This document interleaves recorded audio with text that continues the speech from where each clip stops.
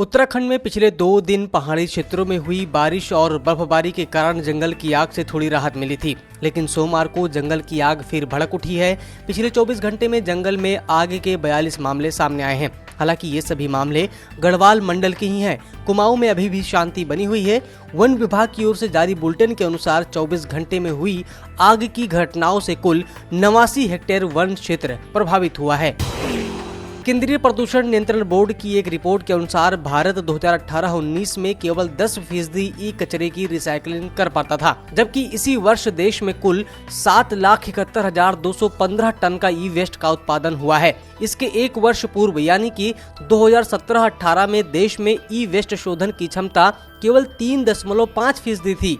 देश में ई वस्तुओं का उपयोग तेजी से बढ़ रहा है और 2019-20 में ही कुल ई वेस्ट का उत्पादन 10,14,961 टन की सीमा को पार कर चुका है, लेकिन इनके रीयूज और रिसाइकलिंग की क्षमता में तेजी से बढ़ोतरी न हो पाने से आने वाले समय में ये देश के पर्यावरण के लिए एक गंभीर चुनौती बन सकता है। सुप्रीम कोर्ट ने सोमवार को हरियाणा द्वारा दिल्ली को छोड़े गए यमुना के पानी, वजीराबाद बैराज द्वारा छोड़े गए पानी की गुणवत्ता और मात्रा और क्या दिल्ली सरकार इस पानी को वजीराबाद बैंक पहुंचने से पहले वजीराबाद, चंद्रावल और ओखला में वाटर ट्रीटमेंट प्लांट में भेज देती है, इस संबंध में स्थानीय निरीक्षण करने के लिए एक समिति नियुक्त की है। सुप्रीम कोर्ट दिल्ली जल बोर्ड द्वारा रिट याचिका पर सुनवाई कर रही थी, जिसमें नदी के पानी में अमोनिया की बढ़ती मात्रा के मद्देनजर यमुना में अनुपचारित प्रदूषकों के छोड़े जाने पर हरियाणा राज्य को उचित निर्देश देने की मांग की गई थी।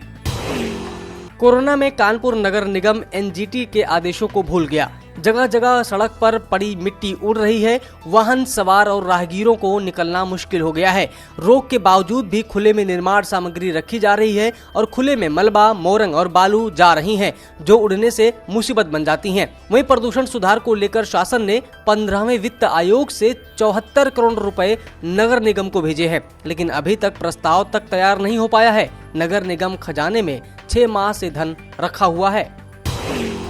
मध्य प्रदेश के मुख्यमंत्री शिवराज सिंह चौहान ने राज्य में पौधारोपण का अभियान तेजी से जारी किया हुआ है। शिवराज सिंह चौहान ने अपने प्रतिदिन एक पौधा लगाने के संकल्प को आगे बढ़ाते हुए आज अपने आवास पर आम का पौधा लगाया। इस दौरान सीएम चौहान ने कहा कि आम स्वाद, सुवास और रंग रूप के कारण फलों का राजा कहा जाता है। आम की लगभग 1000 से अधिक किस्में हैं, जिनमें व्यापारिक दृष्टिकोण से 40-50 किस्में ही उपयुक्त पाई गई हैं।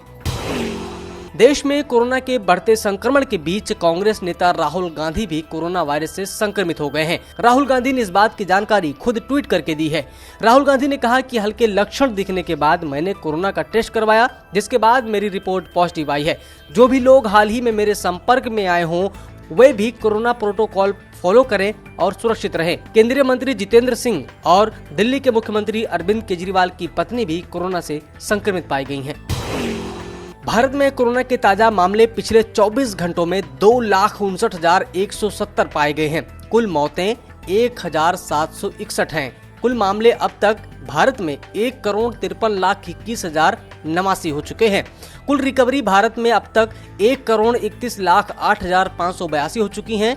कोरोना से मरने वालों की संख्या 1,80,530 पहुंच गई है। भारत में इस वक्त एक्टिव केस की संख्या 20,31,977 है। वहीं भारत में अब तक 12,71,29,113 लोगों को वैक्सीन दी जा चुकी है।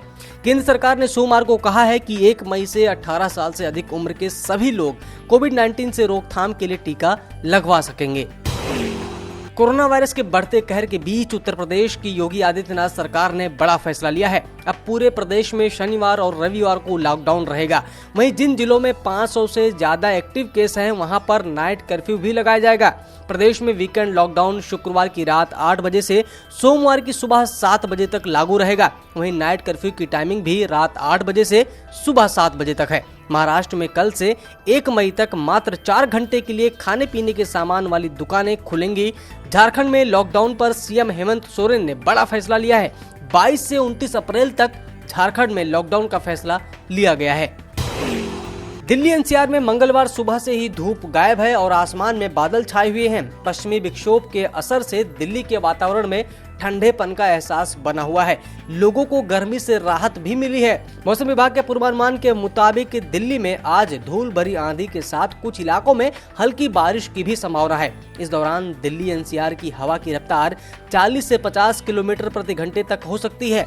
इस बदलाव से तापमान में कुछ कमी आने से गर्मी से भी राहत मिल सकती है।